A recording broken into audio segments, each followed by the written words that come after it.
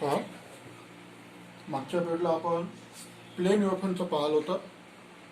आज मी तुम्हाला शिकवणार आहोत spherical waveform, progress of spherical waveform. आता हा सोर्स आहे, यसला काय म्हणतो आपण? सोर्स. हा सोर्स ऑफ लाइट है. इसने ये वेवफॉर्म इमिट किया है ए बी. या दीजिए consider point number 1. Consider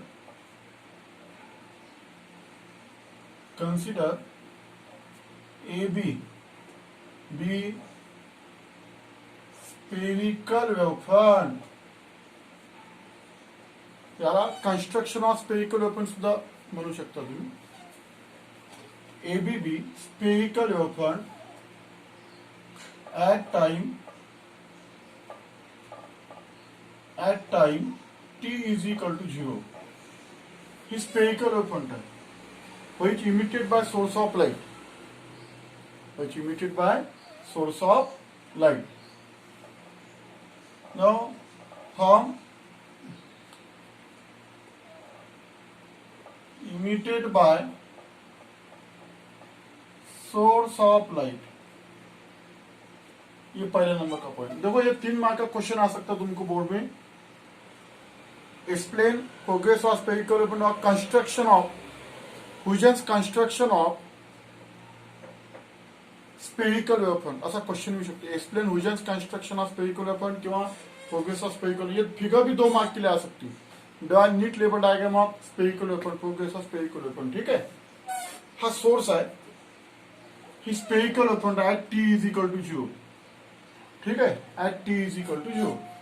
now last period में पढ़ा है तुमको कि each point on waveform acts as a secondary source of light.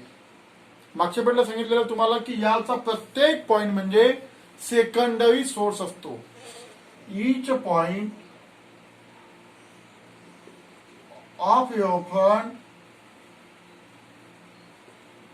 acts as secondary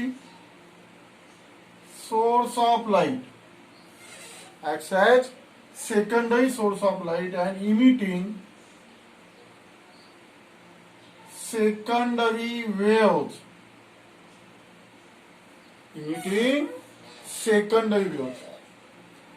यानी इसपे से जो है ये सेकंडरी वेव्स यहां से निकलेंगे. लेकिन देखो, कल मागच्या वेळेला शिकवलेलं तुम्हाला Huygens principle. This secondary waves are effective in forward direction. आपण मागच्या बाजूला लाईट येणार नाही. लाईट हा नेहमी पुढच्या बाजूलाच जातो. Light is always travelling in forward direction. म्हणून आपण मागच्या बाजूला वेवलेट्स हा पुढच्या डायरेक्शनला दाखवला होता. आठवतं पास मी प्लेन वेव्हफॉर्मची फिगर शिकवली आहे तुम्हाला. सेम थिंग इथे आहे. हा ह्युजेन्स प्रिन्सिपलचा पहिला पॉइंट आहे. Each point of waveform acts as a secondary source of light and emitting secondary waves. पहला पॉइंट का लिहिला, consider AB is a spherical waveform at time t is equal to 0 emitted by source of light. Each point of waveform acts as a secondary source of light and emitting secondary. इथून याचा प्रत्येक point म्हणजे secondary source of light आहे. पण light इकडून इकडे चाललेला आहे. This is the direction of propagation of light. हे काय? Direction of propagation of light आहे. आता जसं आपण प्लेन वेव्हफॉर्म मध्ये 3 सोर्सेस घेतले होते, इथे 3 सोर्सेस घ्या तुम्ही. PQ. समजा हा Q सोर्स आहे. इथून वेवलेट्स काढा. अशा हा P सोर्स आहे. अशा वेवलेट्स काढा. हा R सोर्स आहे. सेम रेडियस जो तुम्ही याचा जेवढा तुम्ही याचा रेडियस घेतला असेल या स्पेअरचा, तेवढा याचा काढायचा आहे. म्हणजे रेडियस सेम आहे, ते लक्षात घ्या.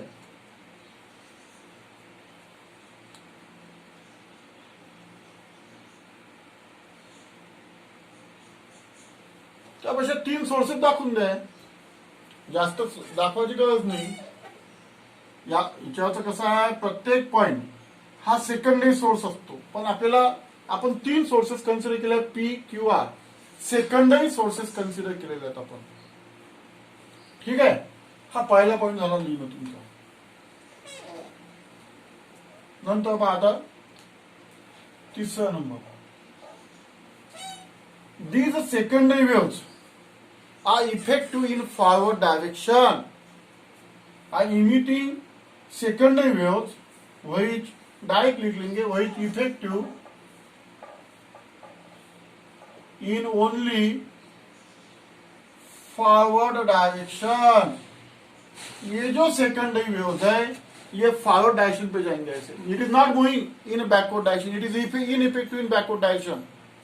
तुम्ही व्हिजन प्रिन्सिपल पाहिलं असेल, it is ineffective in backward direction, it is effective in only forward direction. 3 number.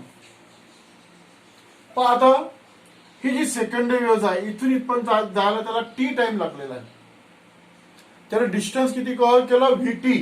कारण फॉर्म्युला काय, speed is equal to distance upon time. तो डिस्टन्स अपॉन टी, तो distance is equal to VT. ठीक आहे, दिस किंवा मग आपण पहिलं समजू डाय स्पेअर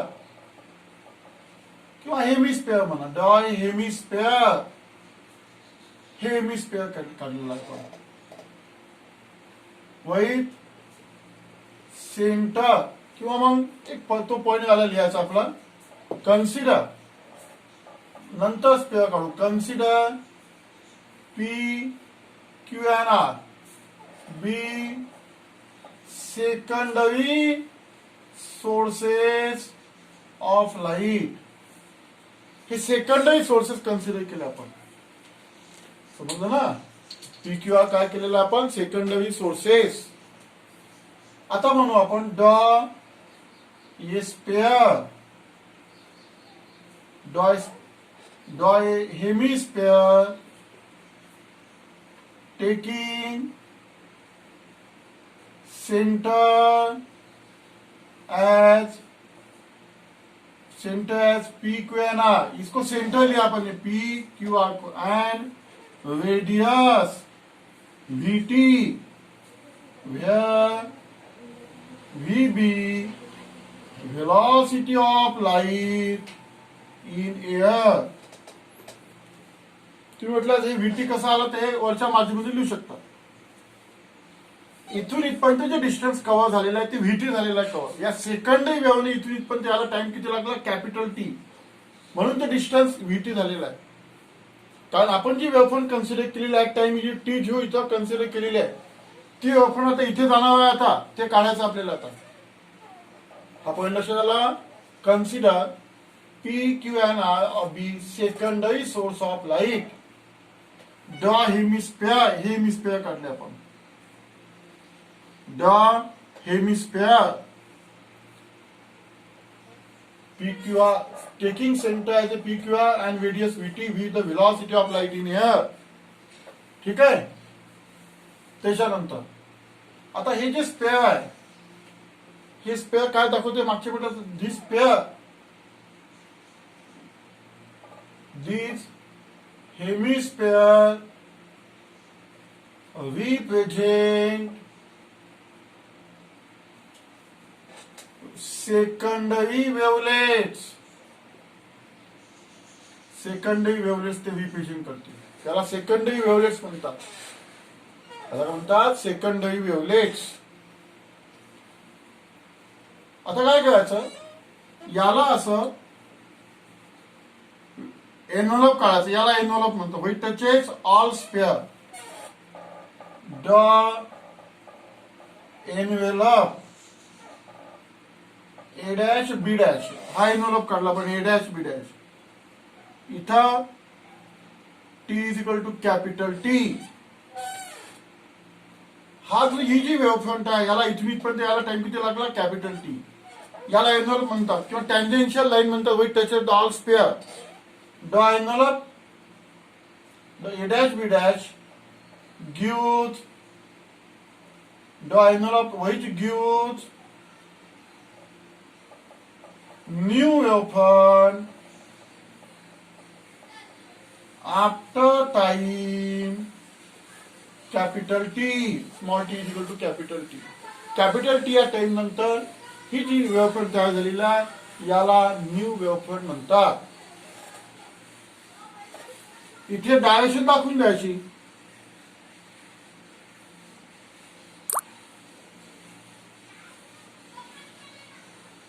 हे जे डिस्टन्स आहे ते व्हीटी आहे. हे डिस्टन्स किती आहे? व्हीटी. हे डिस्टन्स व्हीटी आहे इथून इथपर्यंत. हे जे आपण ॲरो दाखवलेलं आहे this is the direction of, it is a direction of propagation of light. It is the direction of propagation of light. It direction of propagation of light. It is the direction of propagation of light.